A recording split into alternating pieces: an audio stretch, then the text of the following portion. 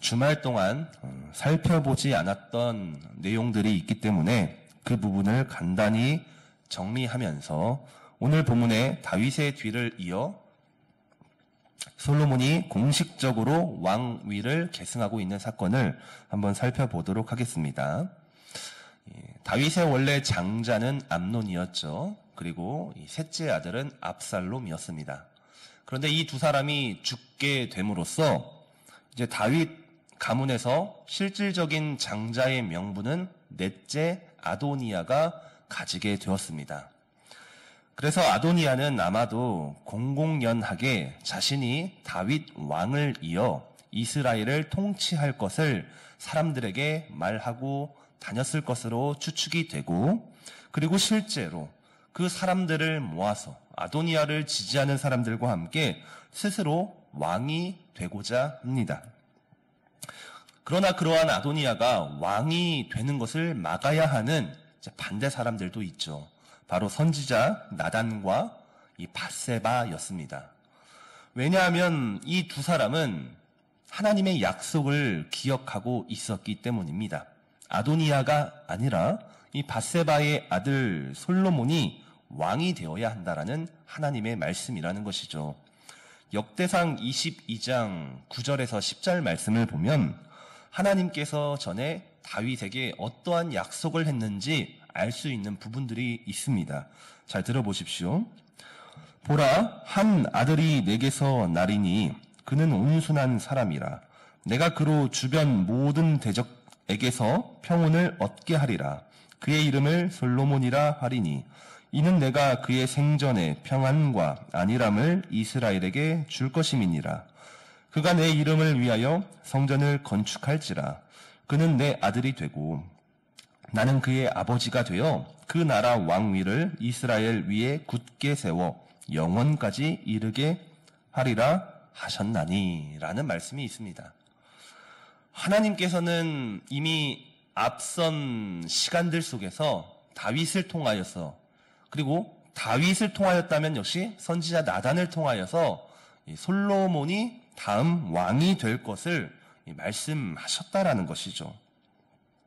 그러니 이러한 하나님의 말씀과 약속을 기억했던 선지자와 그의 어머니 밧세바는 지금 늙었고 자신의 몸도 가누지 못하는 이 노년의 다윗에게 가서 지금 궁 밖에서 일어나고 있는 일들, 아도니아가 지금 어떻게 하고 있는가를 자초지총 설명하면서 왕이시여 하나님의 약속대로 이 솔로몬을 왕 위에 세우소서 요청을 하게 된다라는 것이죠. 솔로몬은 다윗의 뒤를 이어 이스라엘의 왕이 되어야 한다. 이것은 하나님의 분명한 뜻이었지만 중요한 것은 그 뜻을 이루기 위해서 다윗의 사람들, 솔로몬의 사람들이 최선의 노력을 하고 있다. 최선의 방법을 찾아가고 있다라는 것이 우리가 이제 주말 동안 살펴보지 않았던 앞의 내용이라 할 수 있습니다. 그래서 이 솔로몬은요, 하나님의 뜻과 더불어 자신의 주변 사람들에 의해서 이스라엘 왕 위에 올라가게 됩니다. 자신의 힘이 아니라, 자신의 노력이 아니라 이 두 가지가 맞물려서 이스라엘의 왕이 되었다라는 것이죠. 38절을 보면은 지지자들의 명단이 나오잖아요.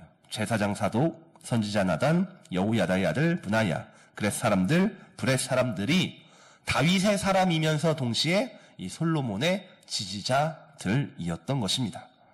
그래서 이 지지자들의 큰 도움을 받아 솔로몬은 다윗 왕이 타던 노새를 이어받아 타게 되고 기온에 가서 기름 부음을 받게 됩니다. 구약시대에 왕이 세워질 때 기름 부음을 받는다. 이것은 익히 알고 있는 사실이죠. 근데 오늘 본문 38절에서는 기름 부음에 더불어 한 가지의 사건을 더 기록하고 있죠. 솔로몬이 다윗의 노새를 탔다라는 거예요. 이 노새는요, 교합종이기 때문에 이스라엘 안에서는 구할 수가 없어요. 철저하게 수입산입니다.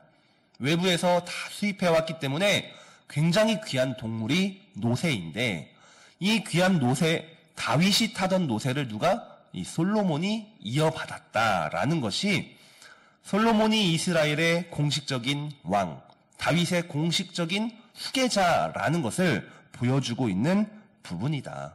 그래서 다윗 왕이 타던 노새를 이어받고 기온에 가서 사독과 나단에 의해 기름 부음을 받게 됨으로써 솔로몬은 사울, 다윗에 이어 이스라엘의 세 번째 공식적인 왕위를 계승하게 되었다라는 것이죠. 그러면서 오늘 본문은 시점을 옮겨가고 있습니다. 솔로몬에서 이제 아도니아와 함께 있던 사람들에게 옮겨가고 있지요. 지금 솔로몬이 이스라엘의 왕위에 오를 때에 이 아도니아와 아도니아를 지지하던 사람들은 예루살렘 인근에서 함께 모여 잔치를 벌이고 있었습니다.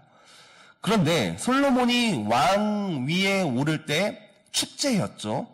아주 큰 뿔 나팔 소리가 예루살렘 전역을 크게 진동하게 되는데 아도니아와 그 세력들이 그 소리를 듣게 됐다라는 것이죠. 41절을 보면 아도니아와 그와 함께한 손님들이 먹기를 마칠 때에 다 들은지라 요압이 뿔 나팔 소리를 듣고 이르되 어찌하여 성읍 중에서 소리가 요란하냐. 이들은 그들만의 잔치를 즐기고 있었습니다. 우리 실질적인 다윗의 장자 아도니아, 당신이 우리의 왕입니다. 라고 그들만의 잔치를 벌이고 있을 때에 그 잔치 밖에 예루살렘 전역에 울리는 소리를 듣고 의아해할 때 아비아달의 아들 요나단이 이들에게 찾아와 밖의 내막을 정확하게 설명을 하죠. 지금 솔로몬이 다윗의 노새를 탔습니다. 상징적인 것이죠. 그리고 기름 부음을 받았습니다. 그리고 왕위에 올랐고 백성들이 하나님을 찬양하고 다윗과 솔로몬을 찬양하고 있습니다. 그러니 이 소식을 들은 아도니아와 그 무리 사람들은 이제 난리가 난 것이죠. 그 사람들은 속된 말로 줄을 잘못 잡은 겁니다. 아도니아가 당연히 왕이 될 것이라 생각한 사람들, 무엇을 보고 왕이 된다라고 믿었냐? 그는 넷째 아들이지만 이제는 실질적인 장자의 명분을 갖고 있기 때문에 그 명분을 붙잡았고, 또 아도니아를 묘사하기를 용모가 준수한 청년으로 묘사하고 있기 때문에 외모를 보았습니다. 아도니아에게는 명분이 있고 겉모습이 있고 외모가 있기에 그의 지지자들은 아도니아 편에 섰던 것이죠. 그러나 지금 열왕기상 1장에서 돌아가고 있는 하나님의 흐름은 그 명분보다 외모보다 결국 하나님의 약속이 성취되고 있음을 우리가 이제 발견하고 있습니다. 그러니 아도니아 편에 섰던 사람들은 49절을 보니 다 놀라 일어나 각기 갈 길로 가게 되었다. 아도니아와 계속 함께 있게 되면 당연히 영모로 몰리게 되어 죽는 것은 확정적이었기 때문에 이제 지지 세력들이 다 흩어지게 되죠. 재미있는 것은 아도니아조차도 이 공식적인 왕위에 오른 솔로몬을 두려워하게 됨으로써 어디로 가냐? 아도니아가 잔치를 파하고 그 길로 장막으로 달려가 제단 뿔을 잡게 됩니다. 그래서 나는 지금 제단 뿔을 잡고 있으니 솔로몬 나의 목숨을 살려주세요. 이 목숨을 구걸하는 처지가 됩니다. 이 제단 뿔을 잡는다라는 것은 이 출애굽기 21장 14절에 근거하여서 하나님의 보호 아래서 어떠한 부지적인 실수를 했거나 어떠한 잘못을 했을 때에 보호받는 일종의 상징적인 행동을 의미하는 거예요. 아마도 이스라엘 내에 도피성이 설립되기 이전에 도피성의 그 목적이 바로 이 제단뿔을 잡는 것이 아닌가라고 생각해 볼 수 있는데 지금 아도니아가 그 일을 하고 있는 거예요. 제단뿔을 잡고 솔로몬 나를 살려주십시오 라고 애걸복걸 하게 됩니다. 그러자 솔로몬이 그의 요청에 응답을 하죠. 52절과 53절을 보면 그 내용이 기록이 되어 있는데 만일 당신이 선한 사람이면 내가 당신을 살릴 것이야. 그러나 악한 것이 보이면 당신을 죽일 것이다. 지금 아도니아는 살려달라고 요청을 했는데 솔로몬은 조건을 걸어서 응답을 하죠. 네가 하는 거 봐서. 네 목숨은 이제 내 손에, 내 선택에 달려있다. 전세가 완전히 뒤바뀌었다라는 것이죠. 이 열왕기상 1장이 시작할 때만 하더라도 아도니아의 기세와 솔로몬의 상황은 정반대였습니다. 아도니아는 명분을 가지고 외모를 가지고 사람들을 모아 스스로 왕이 되고자 하였고 솔로몬은 연약하고 부족한 사람으로 묘사되어지고 있었어요. 그러나 그 상황이 역전이 되었어요. 하나님의 약속이 성취될 때, 하나님의 말씀이 이루어질 때에 결국 하나님의 약속은 승리하였고 아도니아의 인간적인 노력, 명분, 외모는 실패하게 되었다라는 것이죠. 사랑하는 성도 여러분, 따라서 오늘의 말씀을 묵상하면서 이것을 깨달아야 되겠죠. 사람이 아무리 명분이 있고 실력이 있고 노력한다 하더라도 하나님의 약속을 이길 수는 없다라는 것이죠. 절대로 이길 수가 없다. 그래서 이 아도니아와 솔로몬의 사건을 보면서 우리는 종종 이런 일을 보면 이렇게 고백합니다. 역시 하나님은 살아계시다라는 거예요. 우리가 아무리 현실 속에서 불합리하고 악인의 형통 또 악인의 잘나감을 보면서 때로는 질투하고 좌절하더라도 결국 이런 사건들 속에서 우리는 하나님의 살아계심을 고백할 수밖에 없다라는 것이죠. 결국 하나님은 하나님의 말씀을 성취하기 위해 하나님의 사람들을 붙이고 하나님의 사람들의 동역을 통하여서 하나님이 일하신다라는 것을 우리는 깨달아야 한다. 그러니 여러분, 현재 나의 상황, 나의 삶을 돌아볼 때에 지금 무언가 형편이 좋지 않고 상황이 불리하더라도 좌절하지 마시기 바랍니다. 조금 내 상황이 좋지 않더라도 포기하지 마시기 바랍니다.